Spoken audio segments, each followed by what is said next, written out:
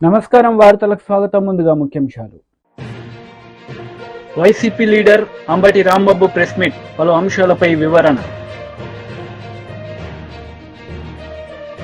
BJP రాష్ట్ర అధ్యక్షుడు Kishan Reddy media సమావేశం, సీఎం రేవంత్ రెడ్డిపై ఫైర్. బీజేపీ రాష్ట్ర అధ్యక్షుడు కిషన్ రెడ్డి మీడియా సమావేశం నిర్వహించారు. ఈ సందర్భంగా పలు అంశాలపై ఆయన మాట్లాడారు. చాలా తెలంగాణలో ఉత్పత్తి అవుతుంది. మరి ఈరోజు అధికారంలోకి వచ్చిన తర్వాత కాంగ్రెస్ పార్టీ ప్రభుత్వం మాట మార్చి మెజార్టీ రైతులకు చేయి గుర్తు కోటేసినందుకు చేయి ఇస్తుందని సందర్భంగా మనవి చేస్తున్నాను. రాష్ట్రంలో సన్నవరి వేసేది చాలా తక్కువ మంది రైతులు. ఈ యొక్క వానాకాలంలో 70% పైగా దొడ్డు రకమే ఒరే ఈరోజు సాగు చేస్తారు. యాసంగిలో మాత్రము 90% దొడ్డు రకం ధాన్యమే రైతులు వేస్తారు. మరి అటువంటిది ఈరోజు మేము వాళ్ళకి ఇవ్వము, మేము సన్న వడ్లకే ఇస్తాము అని ఈరోజు ఇచ్చిన హామీల నుంచి తప్పించుకునేటువంటి ప్రయత్నం, రైతులకు వెన్నుపోటు పొడిచేటువంటి ప్రయత్నం కాంగ్రెస్ పార్టీ ప్రభుత్వం చేస్తూ ఉంది. ఒక దిక్కు కేంద్ర ప్రభుత్వము మీరు ఎంత సరఫరా చేసినా దొడ్డు బియ్యం కొనడం కోసము కేంద్ర ప్రభుత్వం సిద్ధంగా ఉంది. కేంద్ర ప్రభుత్వము బియ్యం కొనడానికి సిద్ధంగా ఉన్నప్పుడు మీకు వచ్చినటువంటి బాధ ఏంటి అని అడుగుతా ఉన్నాను, మీకు వచ్చినటువంటి నష్టం ఏంటి అని అడుగుతా ఉన్నాను.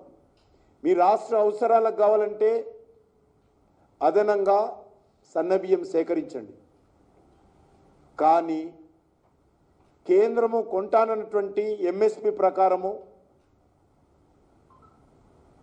మరి మీరు బోనస్ ఇచ్చి దొడ్డు రకం వరం కొనడానికి ఈ ప్రభుత్వానికి వచ్చినటువంటి ఇబ్బంది ఏందో ఈరోజు ఇచ్చినటువంటి హామీ నుంచి పక్కకు జరగడం తప్ప ఇందులో మరో కారణం కనిపించడం లేదు.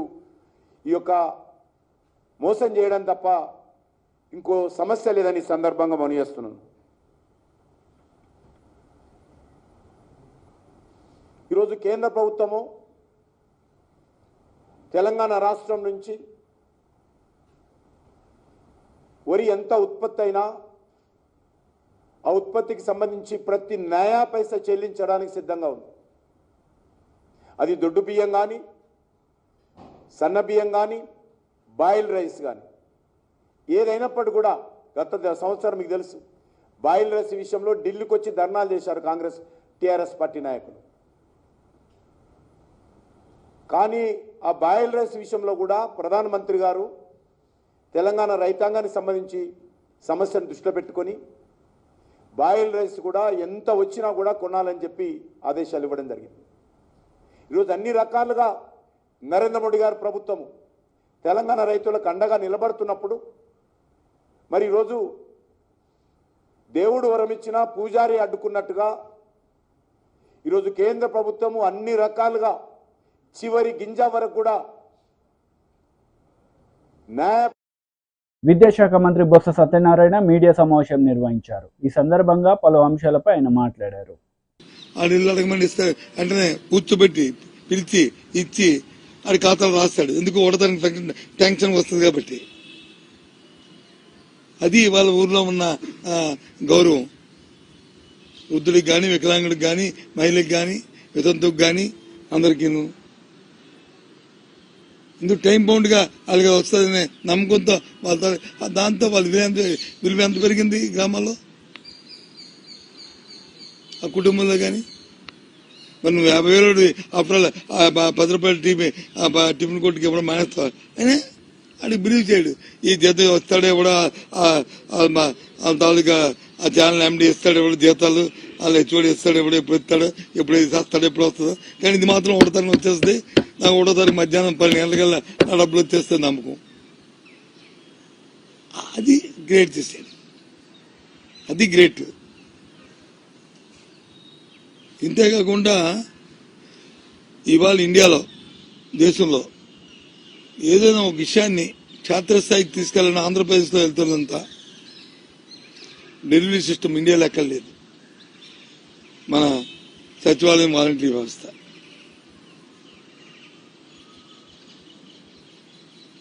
ఇలాంటి వ్యవస్థ ఎక్కడ లేదు దేశంలో.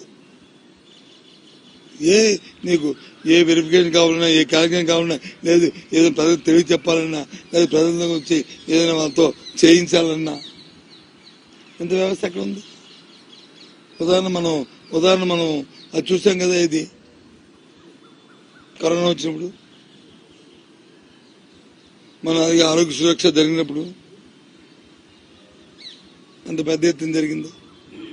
ఏ రకంగా ఇప్పుడు మన దగ్గర మొత్తం గ్రామాల్లో అందరి తాలూకా ప్రొఫైల్, మెడికల్ ప్రొఫైల్ మన దగ్గర ఉంది. ఎవరికి ఏ జబ్బు ఉందో, జ్వరం ఉందో, బీపీ ఉందో, షుగర్ ఉందా అని ఎప్పుడైనా అలాంటి డేటాను కలెక్ట్ చేయగలుగుతామా? ఆ డేటాను బట్టి మందులు ఇచ్చారా? ఇవాళ అందరూ రాసిస్తున్నాం. ఇది యూనిక్, ఇది కొత్త సిస్టమ్, కొత్తదనం. ఇది ప్రజలు కోరుకుంటారు. ప్రజలకు ఏం కావాలి? ప్రజలు ఎప్పుడు ఏం కోరుకుంటారంటే, నా పరిస్థితులు బాగలేవు, ప్రభుత్వం నాకు తోడ్పాటు ఉండాలా అని కోరుకున్నప్పుడు ప్రభుత్వం వచ్చి అడిగే చూడాలి. అది ప్రభుత్వం తన బాధ్యత. సమాజంలో ఎవరైతే అట్టడుగు వర్గాలు ఉన్నాయో, ఎవరైతే ప్రభుత్వం ఆధారపడి బతుకుతున్న వారు ఎవరైతే ఉన్నారో వాళ్ళ కోసం ప్రభుత్వాలు ఆలోచన చేయాలి. అది వాళ్ళ జగన్మోహన్ రెడ్డి గారు ఈ 5 సంవత్సరాలు చేసింది. అందుకు జగన్మోహన్ రెడ్డి ఎవరు అలాంటప్పుడు ఎందుకు అతను వదులుకుంటారు చెప్పండి? అది మా తాలూకా కాన్ఫిడెన్స్. టీడీపీ లీడర్ మీడియా సమావేశం నిర్వహించారు. ఈ సందర్భంగా పలు అంశాలపై ఆయన మాట్లాడారు. చంద్రబాబు నాయుడు గారు అమెరికా వెళ్ళాడా, ఇటలీ వెళ్ళాడా, యూరప్ కంట్రీస్కి వెళ్ళాడా? మీకు అవసరమా? ఎన్హెచ్సి సెక్యూరిటీలో ఉండే వ్యక్తి, ఆయనకి సెక్యూరిటీ రీజన్స్ కారణంగా అన్ని విషయాలు కూడా బయటికి చెప్పరు. మీకు చెప్పాలా? మీరు పనికి మాలిన బ్యాచ్, ఒక మాఫియా బ్యాచ్, మీకు మేము వివరాలు చెప్పాలా ఎక్కడికి వెళ్తుంది? పోనీ చంద్రబాబు నాయుడు గారు కోర్టు ఏమైనా ఆంక్షలు ఉన్నాయా నీకున్నట్టు? నువ్వు వెళ్ళాలంటే, విదేశాలకు వెళ్ళాలంటే కోర్టు పర్మిషన్ తీసుకోవాలి. నీకు కేసుల్లో 13 సిబిఐ కేసుల్లో ఛార్జ్ షీట్లు ఎదుర్కొంటున్నావు, 7 ఈడీ కేసుల్లో ఛార్జ్ షీట్లు ఎదుర్కొంటా ఉన్నావు. నీ ఆస్తులు చాలా వరకు ఈడీ జప్తు చేసి ఉంది. నీ పాస్పోర్ట్ సీజ్ అయి ఉంది. నువ్వు విదేశ పర్యటనకు వెళ్ళాలంటే, విదేశాలకు వెళ్ళాలంటే కోర్టులో పిటిషన్ వేసి పర్మిషన్ తీసుకొని వెళ్ళాలి. చంద్రబాబు నాయుడు గారికి ఆ అవసరం లేదే. ఆయన పాస్పోర్ట్ సీజ్ అయ్యలేదు. ఆయన మీద ఛార్జ్ షీట్లు ఫైల్ చేయాలని చూసినా కూడా కోర్టు వాటిని నిరాకరించింది. ఛార్జ్ షీట్లు ఫైల్ అవ్వలేదు ఆయన మీద. నువ్వు పెట్టిన పనికిమాలిన కేసులు ఏది కూడా ఛార్జ్ షీట్లు ఫైల్ అవ్వాలా. ఆయన కోర్టు పర్మిషన్ తీసుకోవాలని ఎక్కడ కూడా, ఆయన బెయిల్ మీద, బెయిల్ ఆర్డర్లో ఎక్కడ కూడా బయటికి వెళ్ళాలంటే కోర్టు పర్మిషన్ తీసుకోవాలని కూడా లేదు. ఇంక నీకెందుకు? అవిశ్రాంతంగా పనిచేస్తాడు చంద్రబాబు నాయుడు గారు, ఆయన ఫ్యామిలీ. ప్రతి సంవత్సరం విదేశీ పర్యటనలకు వెళ్ళడం అలవాటు. అదేవిధంగా ఈ సంవత్సరం కూడా వెళ్ళారు. నువ్వు చెప్పాలి. నువ్వు వెళ్ళావు లండను, నువ్వు కోర్టు లండన్ వెళ్తానికని చెప్పి నువ్వు ఎక్కినటువంటి విమానం ఆమ్స్టర్డామ్లో ల్యాండ్ అయింది. దీనికి నువ్వు వివరణ ఇచ్చుకోవాలి. నువ్వు నేరస్తుడివి, నువ్వు వివరణ ఇవ్వాలి. నువ్వు చెప్పిన కాడికి వెళ్లాల్సిన అవసరం నీకుంది, లేకపోతే క్రైమ్ అది. చంద్రబాబు నాయుడు గారు చెప్పి వెళ్లాల్సిన అవసరం లేదు. నువ్వు ఎక్కడికి వెళ్తున్నావో కోర్టులో పిటిషన్ ఫైల్ చేసి, నేను పలానా చోటకి పలానా కారణం మీద పలానా పని మీద వెళ్తున్నానని చెప్పి నువ్వు అడిగి వెళ్ళాలి. నువ్వు దాన్ని తప్పితే నువ్వు వైలేషన్, అది నువ్వు వివరణ ఇవ్వాలి. రేపు వచ్చినాక నువ్వు నీకు పత్రిక ఉంది కదా, ఛానల్ ఉంది కదా అని చెప్పి అడ్డగోలు రాతలన్నీ రాపిచ్చి ఏదో చంద్రబాబు నాయుడు గారి మీద ఒక మచ్చయాలని చూస్తా ఉన్నావు. నీకులాగా లక్షల కోట్లు ఆయన దగ్గర నల్లధనం లేదు. ₹1 నువ్వు పెట్టిన పనికిమాలిన కేసులు ఎక్కడ కూడా ₹1 కూడా నువ్వు నిరూపణ చేయలేవు, జరగవు. ఎందుకంటే ఆయన మచ్చలేని చంద్రుడు. ఆయన ఏ అవినీతి ఆయనకు అంటదో, నువ్వు అంటించలేవు. అంటించడానికి ప్రయత్నం చేసావు. నీ దగ్గర ఉన్నటువంటి తాబేదాన్ని పనికిమాలిన అధికారులు పెట్టుకొని కేసులు పెట్టావు, జైలుకు పంపించి సునకానందం పొందావు. అంతేగాని అంతకుమించి నువ్వేం చేయలేవు. కానీ నీ మీద అట్టగాదే, సిబిఐ ఈడీ ఛార్జ్ షీట్లు ఫైల్ అయి ఉన్నాయి. 43,000 కోట్లు మీ నాన్న అధికారంలో ఉన్నప్పుడు అధికారాన్ని అడ్డం పెట్టుకొని అడ్డగోలుగా దోచేసావని చెప్పి సిబిఐ ఛార్జ్ షీట్లు ఎదుర్కొంటున్నావు. అసలు నువ్వు చెబుతున్నావు సూట్ కేసు కంపెనీలు, షెల్ కంపెనీలు అని. అసలు ఆ పదాలు ఉమ్మడి ఆంధ్రప్రదేశ్ రాష్ట్ర ప్రజలకి పరిచయం చేసిందే నువ్వు. సెల్ కంపెనీలు అంటే, షెల్ కంపెనీలు అంటే తెలియదు ఎవరికి, సూట్ కేసు కంపెనీలు అంటే ఏంటో తెలియదు, క్విట్ ప్రోకో అనే వర్డింగే తెలియదు అసలు ఈ ప్రజలకి. అవన్నీ పరిచయం చేసినటువంటి ఆర్థిక ఉగ్రవాది, ఆర్థిక నేరస్తుడివి నువ్వు జగన్మోహన్ రెడ్డి. కాబట్టి 16 నెలలు జైల్లో ఉన్నావు. నువ్వు ఈరోజు నువ్వెందుకు పారిపోయావు నువ్వు చెప్పాలి. అసలు లండన్ నువ్వెందుకు వెళ్ళావు? గతంలో లండన్ వెళ్ళేటప్పుడు నీ పిల్లలు అక్కడ ఉన్నారు, చూడటానికి వెళ్తున్నారని చెప్పేవాడి. ఇవాళ నీ పిల్లలు ఎక్కడికి వచ్చి ఉన్నారు, వాళ్ళని తీసుకొని మళ్ళీ లండన్ వెళ్ళావు. వస్తావా తిరిగి? నువ్వు చెప్పాలి ఏ సంగతి. ఇక్కడ ఎన్నికలైన కాడ నుంచి ఎవడు మాట్లాడలేదు తెలుగుదేశం వాళ్ళు అని చెప్తున్నావు. పోలింగ్ తర్వాత సైలెంట్ అయ్యారని. సిగ్గుండాలి ఆ మాట అంటానికి. పోలింగ్ తర్వాత తేలుగుట్టిన దొంగల్లాగా వ్యవహరిస్తుంది మీరు. జగన్మోహన్ రెడ్డి దగ్గర నుంచి కింద స్థాయి గల్లీ నాయకుడి దాకా పట్టా లేకుండా పోయారు. ఒక్కడు నోరు తెరవట్లా. ఎవరికి ధైర్యం లేదు. చెప్పానండి పలానా నియోజకవర్గంలో నేను గెలుస్తానని ఎవడాన్ని వచ్చి ఇంకా అవాకులు చవాకులు ఆ పనికి మాలిన 4-5 మంత్రులు, మాజీ మంత్రులు, ఇప్పుడు మంత్రులు ఉన్నవాళ్ళు మాట్లాడుతూ ఉన్నారు తప్ప. YCP leader Ambati Rambabu media సమావేశం నిర్వహించారు. ఈ సందర్భంగా పలు అంశాలపై ఆయన మాట్లాడారు. ఎక్కువగా హింసాత్మక సంఘటనలు జరిగి, ఒక విధంగా చెప్పాలంటే కానీ విని ఎరుగని రీతిలో ఏ రోజు జరగనటువంటి విధంగా, ఏ ఎన్నికల్లోనూ జరిగినంత హింస అక్కడ చోటు చేసుకుంది. ఆ హింస చోటు చేసుకోవడానికి గల కారణాల మీద మేము ఈసీకి అనేక రకాలుగా రిపోర్ట్ చేయడం జరిగింది. ఆ రోజున పోలింగ్ రోజున పోలీసులు అసలు రిస్క్యూకు రానటువంటి పరిస్థితిని కూడా వివరించడం జరిగింది. తర్వాత అక్కడ పోలీసు అధికారులను సస్పెండ్ చేశారు, కలెక్టర్ని మార్చారు, ఇంకా కొన్ని చోట్ల కలెక్టర్ని మార్చారు. ఏదో కొంత జరిగింది, ప్రాథమికంగా తప్పు జరిగిందనేటువంటి భావన సర్వత్రా వ్యాపించి ఉన్నటువంటి తరుణం. ఈ తరుణంలో మరి అనేక చోట్ల బూతులు క్యాప్చర్ చేసుకున్నారు, దొంగ ఓట్లు వేసుకున్నారు, ఈవీఎంలను పగలగొట్టడానికి ప్రయత్నం చేశారు, బూత్ క్యాప్చరింగ్ జరిగింది. తెలుగుదేశం వాళ్ళు కూడా భయంకరంగా చేసేటటువంటి పరిస్థితి కనిపించింది. ఇక్కడ ప్రధానంగా ఇవాళ నేను మాట్లాడాలనుకుంటున్న అంశం ఏంటంటే, పిన్నెల రామకృష్ణారెడ్డి గారు మాచర్ల నియోజకవర్గంలో చాలా దారుణాలు జరిగిపోయాయి. కొన్ని చోట్లయితే అసలు పోలింగ్ స్టేషన్లోకి వైఎస్ఆర్ కాంగ్రెస్ పార్టీ ఓటర్లు వెళుతుంటే వారిని వెళ్ళకోకుండా అడ్డుకొని కొట్టి తన్ని గాయపరిచి బయటికి పంపించినటువంటి సంఘటన చూశాం. దాని మీద అనేక సందర్భాల్లో ఆ రోజున చివరికి పిన్నెల రామకృష్ణారెడ్డి గారు కూడా ఆయన రిపోర్ట్ చేయడం జరిగింది, ఫోన్లు చేయడం జరిగింది. కానీ ఎవరు పోలీసులు రిస్క్కి రాలేదు. అయితే ఇవాళ నాకు చిత్రంగా అనిపించింది అంటే, ఇవాళ ఒక వీడియో రిలీజ్ అయింది. ఇది రామకృష్ణారెడ్డి గారు ఒక పోలింగ్ బూత్లో, ఏ పోలింగ్ బూత్ అయితే ఇప్పుడు నేను చెప్తున్నాను, ఆ పోలింగ్ బూత్లో ఆ ఈవీఎంను పగలగొడుతున్నట్టుగా ఒక వీడియో రిలీజ్ అయింది. ఇది ఎక్కడి నుంచి రిలీజ్ అయిందో మరి అర్థం కావడంలా. ఇది election commission has to release. యాక్చువల్గా ఇది లోకేష్ గారు ట్విట్టర్లో పెట్టారంట. ఎట్లా చేరింది లోకేష్ గారు ట్విట్టర్కి? Is it false or right? అది ఫేక్గా? అది కంక్లూజన్ ఎవిడెన్సా కాదా? ఆలోచించాలి కదా. ఇది డైరెక్ట్గా తెలుగుదేశం అధినేత కొడుకు అయినటువంటి లోకేష్ ట్విట్టర్లోకి ఎట్లా వెళ్ళింది? కలెక్టర్న రిలీజ్ చేయాలి, ఎలక్షన్ కమిషన్కి సంబంధించిన వారిని రిలీజ్ చేయాలి, ఆర్ఓన రిలీజ్ చేయాలి. రిలీజ్ చేయకోకుండా వారికి ఎలా చేరింది అంటే ఇక్కడ ఏదో కుమ్మక్కు జరుగుతూ ఉన్నది అనేటువంటి భావన చాలా స్పష్టంగా అర్థమవుతా ఉన్నది. అంటే అధికారులు, ఎన్నికల కమిషన్ ఉన్న అధికారులు, తెలుగుదేశం పార్టీ వారు కలిసి కుట్ర చేస్తున్నారేమోననేటువంటి అనుమానం కలగటం సహజమైనటువంటి అంశం. ఒకవేళ అది నిజంగానే జరిగిన సంఘటన అనుకోండి, చట్టం తన పని తాను చేసుకుంటుంది, దానిలో ఏ విధమైన తప్పిదము లేదు. మేము అనేది ఏంటంటే ఇట్స్ ఎ ఫేక్ కూడా కావచ్చు అనేటువంటి అభిప్రాయం. అదే బూత్లో నేను మనవి చేస్తున్నా, ఎక్కడైతే ఇవాళ ఆ పాలవాయి గేట్ అనేటువంటి బూత్ ఉందో ఆ బూత్లో ఎంత దారుణంగా జరిగిందంటే, అంతకుముందు మన పిన్నెల రామకృష్ణారెడ్డి గారు చాలా క్లియర్గా ఎస్టాబ్లిష్ చేశారు అక్కడ. అది కూడా నేను మీకు చూపిస్తా.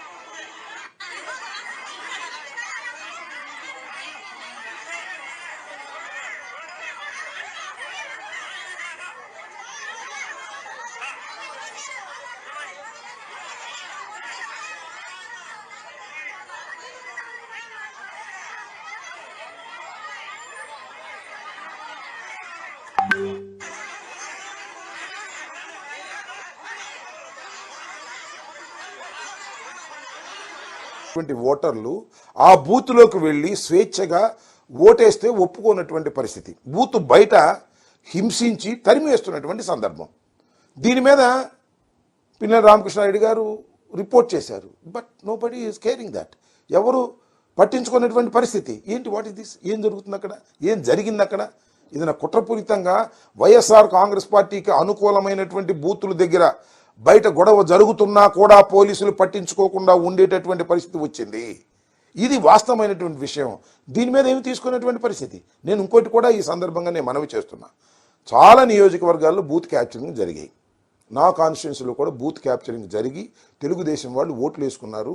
ఆ వెబ్ క్యామ్లు ఓపెన్ చేయండి అంటే ఓపెన్ చేసినటువంటి సందర్భం లేదు. దాని మీద యాక్షన్ తీసుకునేటువంటి సందర్భం లేదు.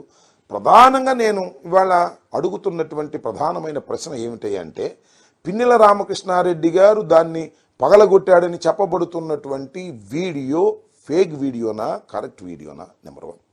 నెంబర్ 2, కరెక్ట్ వీడియో అయితే ఎలా ఎన్నికల కమిషన్ దగ్గరికి రిలీజ్ కాకోకుండా ఎందుకు లోకేష్ దగ్గర రిలీజ్ అయింది, ట్విట్టర్లో ఎందుకు పెట్టాడు, దాని మీద ఎన్నికల కమిషన్ యాక్షన్ తీసుకోవడానికి ప్రయత్నం చేయటం ఏమిటి అనే విషయాలను దయచేసి ఆలోచన చేయవలసినటువంటి అవసరం ఉందని ఈ సందర్భంగా నేను చెప్పదలుచుకున్నాను. మాజీ మంత్రి కేటీఆర్ మీడియా సమావేశం నిర్వహించారు. ఈ సందర్భంగా పలు అంశాలపై ఆయన మాట్లాడారు.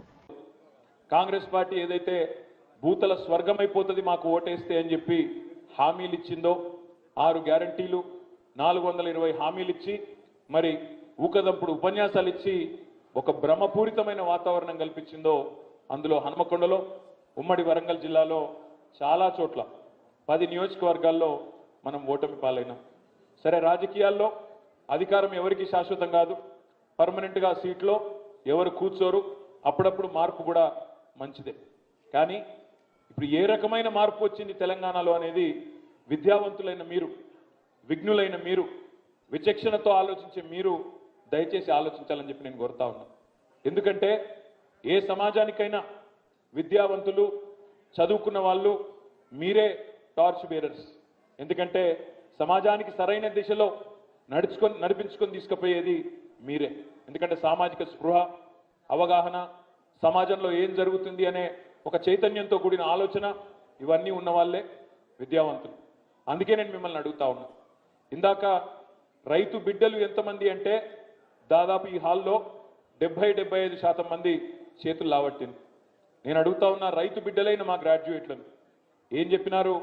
కాంగ్రెస్ పార్టీ ఆనాటి అధ్యక్షులు, ఇప్పటి ముఖ్యమంత్రి రేవంత్ రెడ్డి గారు, కేసీఆర్ గారి ద్వారా ₹1,00,000 రుణమాఫీ జరిగినా మీరు అర్జెంటుగా బ్యాంకుకు పోండి, 2 లక్షలు తెచ్చుకోండి, నేను వస్తున్నా, డిసెంబర్ 9 నాడు సంతకం పెడతా, వెంటనే రుణమాఫీ చేస్తా అని చెప్పి ఊరూరా ఊకదంపుడు ఉపన్యాసాలు ఎన్నిచ్చినాడో మీకు గుర్తుండాలి.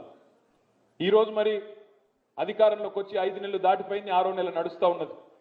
డిసెంబర్ 9 రుణమాఫీ అన్నాడు. డిసెంబర్ 9 పోయింది, జనవరి 9 పోయింది, ఫిబ్రవరి 9 పోయింది, మార్చి, ఏప్రిల్, మే 9 కూడా పోయింది.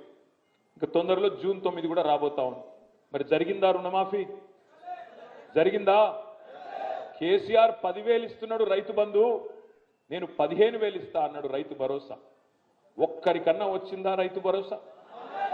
కేసీఆర్ ఇచ్చిన రైతు బంధుకే దిక్కులేదు నిన్న మొన్నటి దాకా. ఈ ముఖ్యమంత్రి వచ్చిన తర్వాత రైతు భరోసా అన్నాడు, 10,000 కాదు 15,000 అన్నాడు.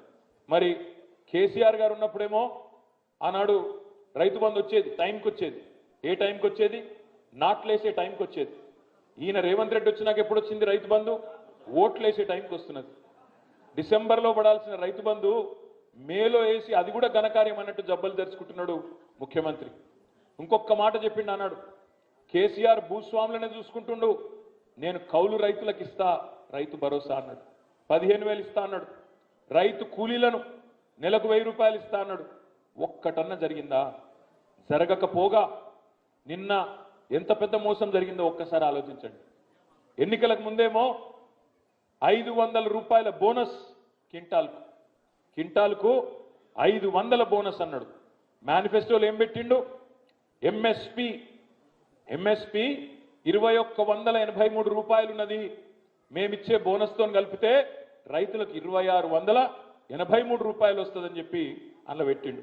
ఇక్కడ ఉన్న మా రైతు బిడ్డలను నేను అడుగుతున్నా, 2,183 రూపాయల ఎంఎస్పి దొడ్డు బియ్యానికే ఉన్నది కదా. మరి నువ్వేమో మేనిఫెస్టోలో పెట్టిందేమో దొడ్డు బియ్యానికి, దొడ్డు బియ్యం వచ్చే వడ్లకు నేను ఎంఎస్పి ఇస్తా, బోనస్ ఇస్తా అని పెడితివి. 2,183 దొడ్డు బియ్యంకున్నది, దొడ్డు వడ్లకున్నది. అదేవిధంగా సన్న బియ్యానికి మాత్రం ఇంకో 20 రూపాయలు ఎక్కువ ఉన్నది. మేనిఫెస్టోలో రేవంత్ రెడ్డి పెట్టిండు 2183 ప్లస్ 500 2,683 రూపాయలు ఇస్తానేనని చెప్పిండు. మరి నేనేం చెప్పిండు? క్యాబినెట్లోకి వెళ్ళి బయటకు వచ్చి సన్న వడ్లకే ఇస్తా అని చెప్తా ఉన్నాడు. మరి మనం ఆలోచించాల్సిన అవసరం ఉంది. ఎన్నికలకు ముందేమో దొడ్డు వడ్లకు ఇస్తా అని, ఇలా సన్న వడ్లకే ఇస్తా అంటే సన్నాయి నొక్కులు నొక్కే ఈ సన్నాసులకు నిలదీసేటోళ్ళు శాసన మండలిలో ఉండాలనా లేదా రైతు బిడ్డలుగా మీరు ఆలోచించాలని చెప్పి నేను కోరుతా ఉన్నాను. రేపటి రోజున ఎవరు ఉండాలి శాసన మండలిలో ఇట్లాంటి సమస్యలు వచ్చినప్పుడు అంటే మనం ఆలోచనతో ఓటేస్తే అట్లాంటి ఆలోచనతో కూడిన వ్యక్తులు, వివేకంతో రేపటి రోజున మీ తరఫున గొంతు విప్పే వ్యక్తులు శాసన మండలిలో ఉంటే న్యాయం జరుగుతుంది. ఇదే హనుమకొండలో, ఇదే వరంగల్లో వినయ్ భాస్కర్ గారి కృషితో, మీ అందరి మరి ఇక్కడి నాయకుల ఒత్తిడితో ఆనాడు హైదరాబాద్లోనే కాదు ఐటీ అనేది విస్తరించాలని చెప్పి వరంగల్కి ఒకటే రోజు నేను ఆనాడు వచ్చి 6 కంపెనీలు ఇక్కడ ఇనాగ్రేట్ చేసిన. టెక్ మహీంద్రా, జెన్పాక్ట్, ఇంకా 4 కంపెనీలు అన్ని కూడా ఇనాగ్రేట్ చేసినాం. ఇలా బాధ ఎక్కడ అనిపిస్తుందంటే మార్పు అని ఉదరగొట్టింది. ఇలా మార్పు ఏంది? టీడీపీ లీడర్ మీడియా సమావేశం నిర్వహించారు. ఈ సందర్భంగా పలు అంశాలపై ఆయన మాట్లాడారు. జగన్మోహన్ రెడ్డి మార్చి నెలలో దగ్గర 13,000 కోట్ల కాంట్రాక్టులకు బటన్ నొక్కాడు. పేదలకు ఇవ్వాల్సిన పెన్షన్ డబ్బులు కూడా ఏప్రిల్లో 3 రోజులు 4 రోజులు డబ్బులు అందక కూడా ఇబ్బంది పడ్డారు. మే నెలలో కూడా అదే జరిగింది తంతు. అటువంటిది ఇవాళ మే 17న మీరు నొక్కిన 4,000 కోట్ల బటన్ నొక్కుల్లో 2,000 కోట్లు కాంట్రాక్టర్లకు వెళ్ళాయి. అంటే దగ్గర 15,000 కోట్లు మీ అస్మదీయులకి, మీ ఎమ్మెల్యేలు, మంత్రులు, కాంట్రాక్టర్లు, మీ తాలూకా అస్మదీయులకి, కాంట్రాక్టర్లకి, ఏజెన్సీలకు కట్టడానికి 15,000 కోట్లు ఉన్నాయి.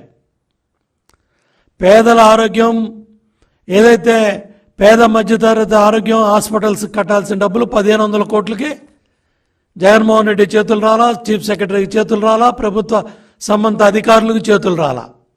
దీని పట్ల, పేదల ఆరోగ్యం పట్ల మీకు ఏమాత్రం చిత్తశుద్ధి ఉందో అర్థమవుతూ ఉంది.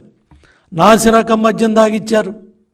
దగ్గర 35 లక్షల మంది అనారోగ్యం పాలయ్యారు.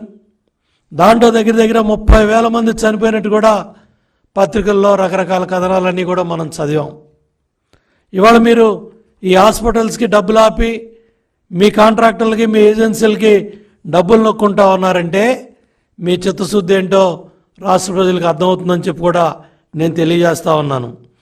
దగ్గర ఎన్టీఆర్ వైద్య సేవ పథకం కింద నిధుల్లో 45% రోగి ఆపరేషన్లకు ఇచ్చేవాళ్ళం, 35% సర్జరీలకి, డాక్టర్లకు ప్రోత్సాహంగా ఇచ్చేవాళ్ళం. 20% నిధుల్ని ఖాతాల్లో ఉంచి అవసరాన్ని బట్టి బోధన ఆసుపత్రులకి ఉపయోగించే పరిస్థితి తెలుగుదేశం ప్రభుత్వ హయాంలో ఆరోగ్యం పట్ల, హెల్త్ డిపార్ట్మెంట్ పట్ల ఎంత శ్రద్ధ పెట్టి ఇవాళ ఆరోగ్యాన్ని, పేద ప్రజల ఆరోగ్యాన్ని కాపాడితే ఇవాళ మీరు అడ్మినిస్ట్రేటివ్ హాస్పిటల్స్ ఏమో 13 అంటారు, మానిటరింగ్ హాస్పిటల్స్ ఏమో 26 అంటారు. మొత్తం అర్థం కాకుండా వైద్య ఆరోగ్య రంగాన్ని మీ అధికారులు మీరు కలిసి కోడికత్తి డాక్టర్కి ఆంధ్రప్రదేశ్లో హాస్పిటల్ కమిటీలకు చైర్మన్గా పెట్టి మీ కోడికత్తికి గాయానికి కుట్లేశారని 1000 కోట్లు పైగా మీ డాక్టర్కి చైర్మన్గా, కోడికత్తి డాక్టర్కి చైర్మన్గా పెట్టి ఆయనకు ఖర్చు పెట్టే విధంగా 1000 కోట్లు మీరు ప్రభుత్వ డబ్బుని, కేంద్ర రాష్ట్రాలు ఇచ్చిన డబ్బుని మీరు ఆ విధంగా దుర్వినియోగం చేసింది కూడా పత్రికల్లో, ప్రజల్లో చర్చ జరుగుతూ ఉన్నాయి. దీనికి సమాధానం చెప్పరు, దీనికి సమాధానం చెప్పే పరిస్థితి లేదు. ఇవాళ దగ్గర ఏదైతే మీ అస్మదీయులకి మీ కోడికత్తి డాక్టర్ రికమెండ్ చేసిన నెట్వర్క్ హాస్పిటల్స్, అది హైదరాబాద్ అవ్వచ్చు, బెంగళూరు అవ్వచ్చు, మెడ్రాస్ అవ్వచ్చు, మీకు నచ్చిన హాస్పిటల్స్లో ముఖ్యమంత్రి కార్యాలయం బిల్లులు క్లియర్ చేస్తే వాటిల్లో కూడా పర్సంటేజీలు, వాటిల్లో కూడా దోపిడీ. అదేవిధంగా మీరు ఎచ్చుగా బడాయిగా చెప్పుకునే ఇవాళ కట్టే హాస్పిటల్స్లో, కట్టే ఇన్ఫ్రాస్ట్రక్చర్, మెడికల్ కాలేజీ బిల్డింగుల్లో కూడా 300 కోట్లు కమిషన్లు దండుకున్నారంటే ఆ డబ్బులు కట్టినా ఇవాళ ఈ ఆరోగ్యశ్రీ హాస్పిటల్స్లో వైద్య సేవలు ఆగుండేవి కాదు. అంటే మీ దోపిడీకి, మీ కమిషన్ల కక్కుర్తికి ఏ డిపార్ట్మెంటు, ఏ భవనాలు, ఏ ఇన్ఫ్రాస్ట్రక్చరు, ఏ హాస్పిటల్స్ బిల్డింగ్లో కూడా జగన్మోహన్ రెడ్డి ప్రభుత్వం దోపిడీకి, మీ అనుయాయుల దోపిడీకి ఎక్కడా కూడా ఏది కూడా వదిలిపెట్టకుండా దోపిడీ చేశారు. ఈ 5 ఏళ్లలో హెల్త్ సెక్టార్ని ఎంత అడ్డగోలుగా, ఇష్టారాజ్యంగా, మీ ఇష్టం వచ్చినట్టుగా 104 ఏమైంది, 108 ఏమైంది, మీ ఫ్యామిలీ డాక్టర్ కాన్సెప్ట్ ఏమైంది, మళ్ళీ ఒక సురక్షా పథకం, ప్రతి పథకానికి మీ పథకాలు, మీ కుటుంబ సభ్యులు, మళ్ళీ దాని సురక్షా పథకం అని చెప్పి హాస్పిటల్స్లో పనిచేసే డాక్టర్స్ కానీ, ఎవరైతే మరి ప్రైవేట్ హాస్పిటల్స్లో ఉన్న డాక్టర్లందరినీ కూడా మీ ప్రచార పిచ్చిలో, మీ ఓట్లు దండుకునే కార్యక్రమంలో గత 6 నెలలుగా మీరు ఈ డాక్టర్లందరినీ కూడా ఈ మొత్తం 6 నెలల నుంచి మీరు గ్రామాల్లో వాళ్ళందరినీ పంపించి ఏ విధంగా ఓట్లు దండుకోవాలి, ఏ విధంగా సరే మళ్ళీ 4 ఓట్లు వార్తలు ముగించే ముందు ముఖ్యాంశాలు మరోసారి. YCP leader Ambati Rambabu press meet, పలు అంశాలపై వివరణ. బీజేపీ రాష్ట్ర అధ్యక్షుడు కిషన్ రెడ్డి మీడియా సమావేశం, సీఎం రేవంత్ రెడ్డిపై ఫైర్. ఈ వార్తలు ఇంతటితో సమాప్తం. తిరిగి ప్రసారమయ్యే వార్తల్లో మళ్ళీ కలుద్దాం. అంతవరకు సెలవు. నమస్తే.